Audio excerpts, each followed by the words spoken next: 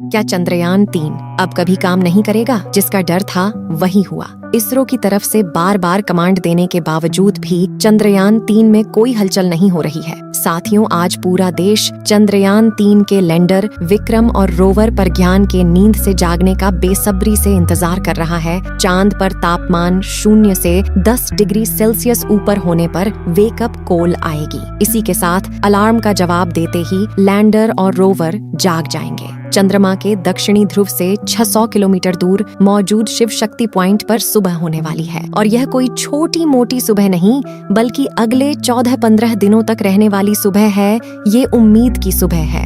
अगर सूरज की पर्याप्त रोशनी चंद्रयान-3 विक्रम लैंडर और प्रज्ञान रोवर के सोलर पैनल्स पर पड़ी तो वो जाग जाएंगे। 23 अगस्त को चंद्रमा पर उतरने के बाद से चंद्रमा की सतह पर चंद्रयान-3 ने प्रयोग किए। इसके बाद 4 सितंबर को बैटरी को पूरी तरह से चार्ज कर इसे सुला दिया गया। साथ ही सोलर पैनल इस तरह से सेट कर दिए गए थे कि चांद पर सूर्योदय होने के बाद लैंडर और रोवर को एनर्जी मिल सके। दोस्तों, चंद्रयान-3 को लेकर इसरो ने यह प्लान बनाया था कि वो इसे चांद के दक्षिणी ध्रुव में लैंड करवाएंगे और फिर अगले 15 दिन तक रोवर और लैंडर चांद के उस हिस्से में खोजबीन का काम करेंगे और इस तरह यह मिशन कंप्लीट हो जाएगा। लेकिन दोस्तों, अंत में आते आते इसरो ने अपना प्लान चेंज कर दिया।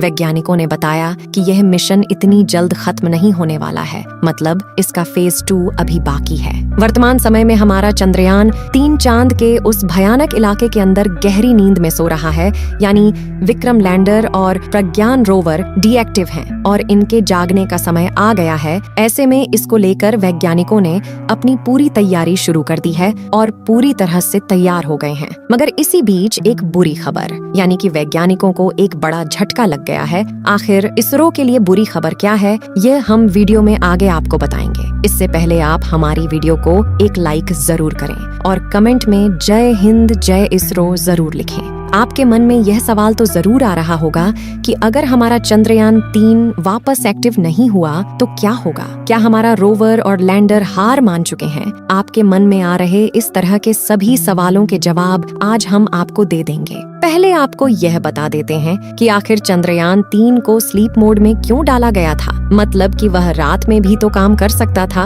वहाँ पर रात के समय में भी तो मिट्टी पर खोज की जा सकती है। तो फिर आखिर वह क्या वजह रही होगी कि इन दोनों को रात के समय डीएक्टिव करना पड़ा? आइए आपको डिटेल से बताते हैं। दोस्तों, यह बात आप जानते ही हैं कि पृथ्वी की तुलना में चांद की दुनिया बहुत ही ज्यादा अलग है। खास तौर से बात अगर चांद के दक्षिणी ध्रुव की हो तो बात बिल्कुल ही अलग हो जाती है। चांद का दक्षिणी ध्रुव वो इलाका है जहाँ सबसे ज्यादा भयानक गड्ढे हैं और क्योंकि यहाँ सूर्य हमेशा होराइजन पर रहता है तो इसलिए दिन में भी यहाँ पर कोई खास उजाला नहीं होता है। साथ ही चांद पर कई किलोमीटर तक फैले हुए बड़े बड़े गड्ढे हैं जिनमें करोड़ों सालों से सूर्य की रोशनी नहीं गई है। हमारा चंद्रयान-3 लगातार चांद की उस अंधेरी दुनिया में एक गहरी नींद में सो रहा है और हर एक भारतीय इस इंतजार में है कि आखिर वो दिन कब आएगा जब एक बार फिर से हमारा चंद्रयान मिशन अपनी नींद से जागकर पूरी दुनिया को हैरान करेगा। लेकिन दोस्तों, अभी इसरो की ओर से एक बड़ी खबर ये आ रही है कि हमारे विक्रम लैंडर ने स्लीप मोड में ही चंद्रमा की सतह से एक ऐसे रहस्यमयी सिग्नल को डिटेक्ट किया है जिसे सुनकर अमेरिकन स्पेस एजेंसी नासा भी हैरानी में पड़ गई कि आखिर विक्रम लैंडर को ये सिग्नल कैसे मिला जिसे नासा पिछले 50 सालों से नहीं ढूंढ पाया। तो दोस्तों, आखिर विक्रम के इस मैसेज में ऐसा क्या राज छिपा है जिसे दुनिया का कोई भी देश किसी भी हालत में पाने के लिए तैयार है? चांद का ऐसा कौन सा रहस्य है जिससे हमारा चंद्रयान-3 बहुत जल्द पर्दा उठाने वाला है? लेकिन चंद्रमा के दक्षिणी ध्रुव पर रात होने के बाद घना अंधेरा छा जाता है जिसमें इन्हें किसी भी प्रकार की ऊर्जा नहीं मिलेगी। इसलिए इन दोनों के कंप्यूटर सिस्टम को हमारे वैज्ञानिकों ने शट डाउन कर दिया है ताकि जब 15 दिनों के बाद चंद्रमा के दक्षिणी छोर पर फिर से सूरज की रोशनी पड़ेगी तो इन दोनों को आसानी से चालू किया जा सके। हालांकि दोस्तों, विक्रम लैंडर पूरी तरह से स्लीप मोड में नहीं है, बल्कि उसके कुछ सेंसर और सिग्नल एंटीना अभी भी ऑन है, जिनके माध्यम से हमारे वैज्ञानिक अभी भी लगातार चंद्रमा से जानकारी प्राप्त कर रहे हैं। लेकिन कल विक्रम लैंडर ने चंद्रमा से कुछ ऐसा डेटा भेजा जिसे देखकर हमारे वैज्ञानिक भी डर के माहौल में आ गए कि रात चंद्रमा के दक्षिणी ध्रुव की सबसे ठंडी रात थी, जिस वक्त वहां की सतह का तापमान -270 डिग्री सेल्सियस से भी नीचे पहुंच गया। ये अब तक का सबसे कम तापमान है जिसे विक्रम लैंडर ने रिकॉर्ड किया है।